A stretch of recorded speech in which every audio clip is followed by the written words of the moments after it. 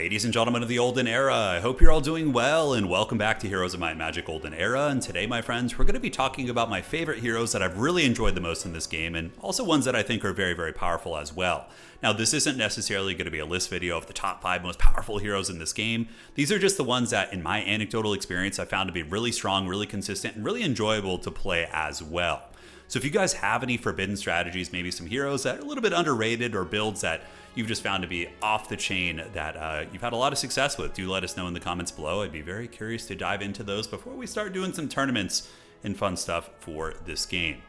Regardless, we're going to be beginning with Temple, and I'm going to be talking about my favorite hero hands down for the Temple, which is Eos the Exalted. The morale mechanic is such an addictive mechanic. You know, it's like, not like gambling per se, but you get going, you know, you start to get those rolls. Sure, it might be like a low chance, but when that 5 or that 10 or that 15% chance hits, man, talk about a dopamine hit. It is a lot of value. So Eos the Exalted, she is the morale character for this faction. And what she does is she increases the morale of friendly creatures by 1, which of course is nice, and gives a 2% chance per morale point that friendly creature takes an extra turn. Additionally, for every 4 levels, this bonus is going to be increased by 1%. So she's just going to be buffing morale up, as you can guess. She does start with a basic leadership, which of course is going to be getting you that synergy right out of the gates. And this faction does also have some built-in morale mechanics in your law and tech tree, which is very good. I love going ranged-centric armies. If you're able to roll offense and get archery, and then eventually maybe get battlecraft and get the ranged mastery, and you're getting those double shots out of the gates with your archangels, with your marksmen. I personally prefer, I think, the double-shotting marksman with her because it's just so much firepower.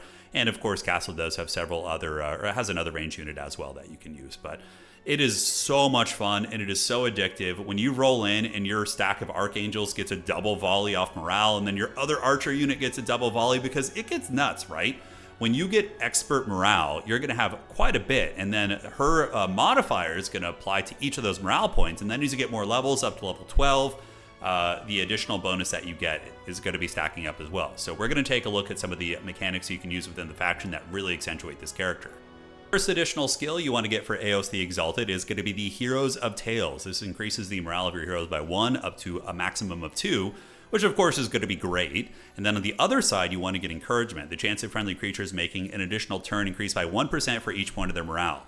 So with Eos, she does the same thing, and it gets even stronger as she levels up. So I found in my playthrough, which some of you may have seen on the stream, we'll of course be showing some highlights here, it was pretty insane, and I felt like I was getting morale procs nonstop, and my Archangels and my crossbows, and of course our Sorcerer's character here, the Lightweavers, were able to do brutal work. And I mean, honestly, it's good with everything. I've been talking about how it's really good with ranged, but if you have your, cavalry getting down there, whatever, even if you want to go with a melee-centric army, it's extremely strong. I highly recommend this character if you're going to be playing Temple, which of course is the vanilla ice cream of factions, but I didn't think I was going to enjoy Temple much, but when I started playing around with the morale mechanic, really getting addicted to those double procs, I was like, this might be one of my favorite factions. Anyways, give it a try, and now I'll be moving on to the next hero. And now we head on over to the realms of the dead with Necropolis. So let's begin with the King of Kings. This hero is hands down one of the most fun characters to play. So on the surface level, you read him. Keeps its army when fleeing from battle with a neutral squad. Cool, 5% persuasion power when using diplomacy, +1 for every 4 hero levels, which very much looks like your cookie cutter diplomacy hero. He of course starts with basic diplomacy, but Necropolis is so good with diplomacy. They don't have the strongest economy, I would say, of all the factions, but if you use diplomacy, what you do is you get the King of Kings, you save up a little bit of money, you go around the map, you grab neutral minions with diplomacy, and then you use the Skeleton Transformer to throw them into the cooking pot, turn them into undead units. And in these late game Necropolis armies, you have a couple cities maxed out, you're just churning in the money, you have a lot of expendable income, you're grabbing units with diplomacy, and then turning them into units from your own faction. It is so good. Yes, other factions do have diplomacy, and they can get pretty sweet armies and get some nice niche powerful techs. But for you, you can straight up take these units all on the map, you can bring them home, and you can throw them into the old crock pot and turn them into undead units. It's really, really fun because you're able to just get these massive doom stacks and get quite a bit of work. You know, very Cetra, although I guess Cetra the Imperishable from Warhammer wouldn't probably sack. I don't know. Yeah, that's more of a Nagash type thing. But anyways, this guy's kind of Nagash energy. But very, very fun hero. Highly recommend it. Go out there, get that sweet diplomacy going, and enjoy the Skeleton Transformer. So next up, we're going to be talking about my boy Artorias Veritas. Now, for anybody who's come from Heroes of Might and Magic 3 or any of the other Heroes of Might and Magic games, I would imagine have similar mechanics, but I only played 3 before this. I played a lot of Heroes of Might and Magic 3, as well as the Armageddon Blade, all that good stuff. Or Horn of the Abyss, excuse me, the one that was the fan-made mod. But Artorias Veritas is an absolute Giga Chad. Not only does he look like one, but he does start with Masterful Berserk. Now, this is one of the most cracked abilities in the game. It's good against the AI out of the gates, but where it really becomes strong is when you fight enemy AI heroes or other players. Basically, it's an AoE Berserk ability where you can get their strongest units and have them just dogpile on each other and do a ton of damage. Berserk was broken in Heroes of Might and Magic 3 in my experience. Again, I was like a casual player in Hero 3, so take it with a grain of salt, but I remember, speaking of salt, Berserk was a very salt-inducing mechanic in Heroes 3, and I would imagine in Olden era, it's going to be very strong as well. So give it a try. Wait till your opponent blobs up, and you can do some good strategies against the AI with Berserk as well. You can stack units at an angle where the AI is going to move all its units to stack on each other. You cast Berserk, they wipe out like half their army with a friendly attack, and you just cackle, win evil vampire cackling and win the game. So the next hero we're going to be talking about is Old Marl. Now, for all of you Nurgle enjoyers coming from Total War Warhammer or any Warhammer universe, this guy is the Festus. He is the Captain Triple Chin of this game, and he starts with one of the most broken things in the game, which is, web is very good. The web ability allows you to trade with early AI camps that you usually wouldn't have a great chance of beating. It slows them down. It's freaking brutal, and it's only going to get stronger. So he starts with Masterful Web.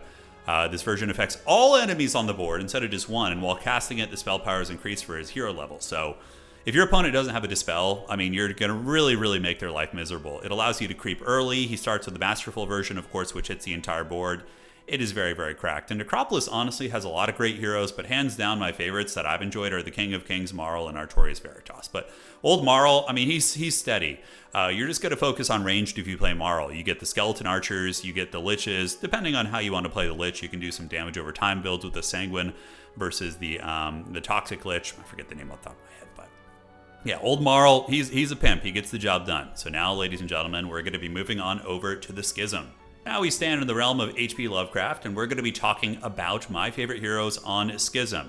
So I think the one that just feels the most fluid and the most brutal to play out of the gates is Sister Kyrie, or Carrie, I think is the name. She starts with Masterful Umbral Grip. So this ability, with her, it deals an additional 100% damage, and while casting it, it gets stronger based on her hero level. She does also start with basic Nightshade magic. And Nightshade Magic is probably my favorite. You get Web, you get Berserk. It's very, very good and has some good endgame spells as well. Now, Sister Kyrie isn't going to scale as crazily into late game as some of the other characters we've looked at, but Masterful Umbral Grip is so freaking cracked for the early game that you are going to skyrocket ahead of your opponent, I would say, more often than not, because you're able to just go into camps. You have a crap army. You might have a couple cultists, some of your basic units.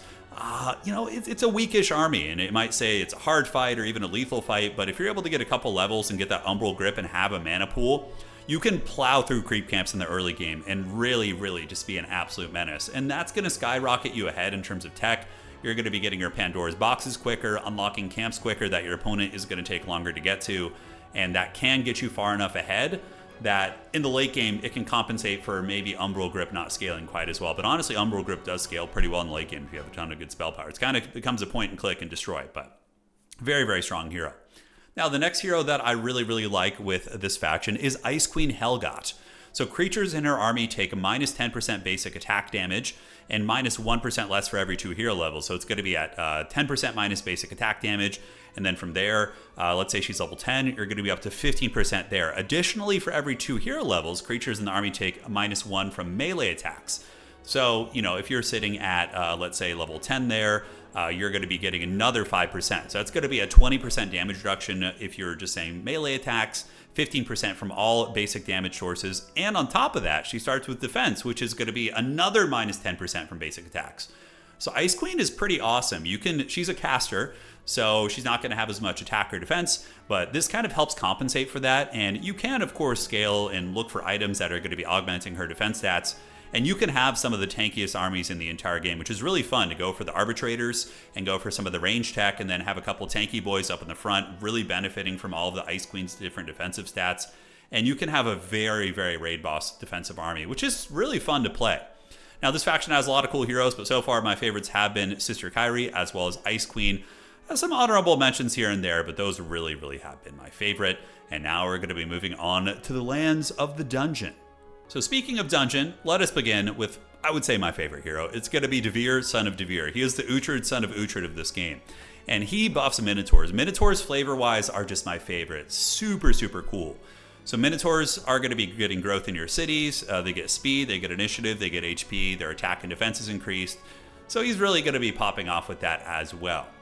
Now, he starts with something that I just love. He starts with basic leadership, and Minotaurs themselves do have leadership synergies as well, which we'll be taking a look at in just a moment. But it is so fun getting a fat, thick Doom stack of Minotaurs that have just juice stats, juice initiative, are super, super fast, getting a fat Minotaur Lord, getting out there and just bonking your opponent on the head. It is just so simple. It is so unga bunga. It channels the crag hack ways of old. So if you guys just want that simple Minotaur beatdown squad just cleaving through stacks of units, Devere, son of Devere is your boy, and we're going to take a look at some of the synergies here.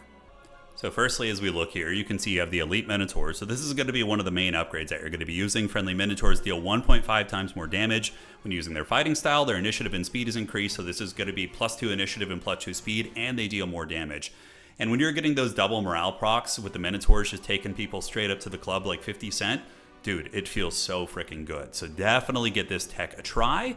And now we're going to take a look at some of the upgrade options. So for Minotaurs, you of course have the Minotaur Lord, and he's got some pretty mean stats. He's got very good defense at 15 compared to the Vanguard, which kind of exchanges attack. So, it depends on how you want to play it. But the Minotaur Lord, magic creature, melee attack. He does have the parry, so he counterattacks before the enemy attack lands, which is really brutal.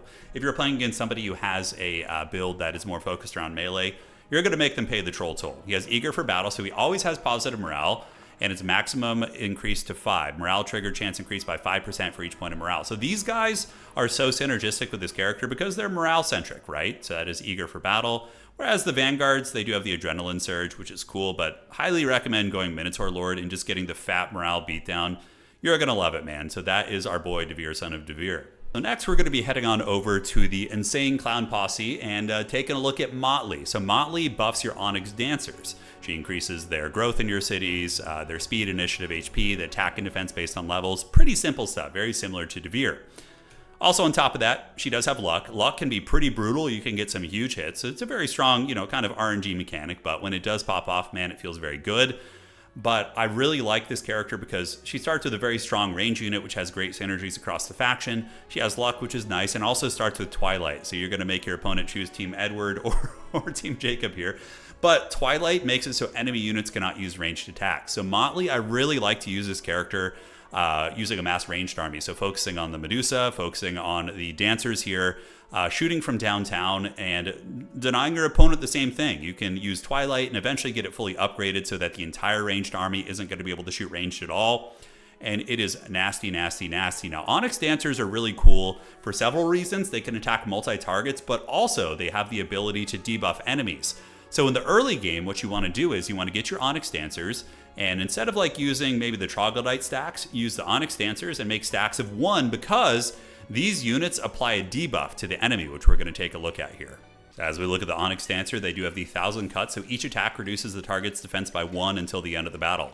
This effect is stackable, so basically what you can do is you can get these ladies, and you can go here and click on the 111, get them, and they're all going to be applying that stackable debuff. So in the early game, very, very strong. You have 1 primary stack a couple of those in 1, go into your city, and you can the Troglodytes are okay. They're kind of one of my least favorite tier 1 units. I think personally early game for dungeon, you really want to focus on Onyx Dancers. Immediately rush the Guile Infiltrators because they don't have any retaliate, so you can butter up your opponent using the Onyx Dancers in their defense. Then you get the Guile Infiltrators to go in for the kill and immediately tech into some of the Medusas and have a really brutal ranged army. Personally, for this faction, I really like the Infiltrators. I like the Dancers, the Minotaurs, Medusa. Hydra is good if you get Blink and you're using Arcane Magic, but otherwise I find it mediocre. And the Dragons are, of course, very good. But again, that's a discussion for another day. But really, give the Onyx Dancers a try. And as you would guess, just get the Elite Dancers ability. You can focus on some of the upgrades for your dungeon characters' offensive stats and be using the correct stance as well. Anyways, ladies and gentlemen, those are my favorite heroes in Heroes of Might and Magic Olden Era so far. We will, of course, do another video on this subject when we do get into the Hive faction as well as the Sylvan faction, which hopefully will come sooner than later because, man, I've been really enjoying this game. Let me know your Forbidden builds, right? These are just the ones that I've gotten my hands on and have really enjoyed. I know Vesper is very good with Castle as well. He does have the with Temple. He has Masterful Blessing, which is really good.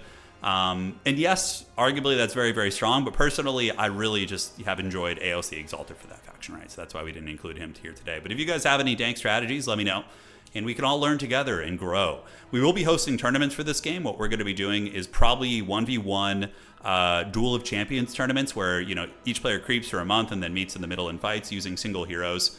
Other tournaments could be good, but if we want to finish one in the day, I think that is probably going to be an ideal format. So prepare yourselves. Start training. It will be fun. We'll have some prize pools too. All right, folks, take care of yourselves. We're going to see you around, and that is it for today.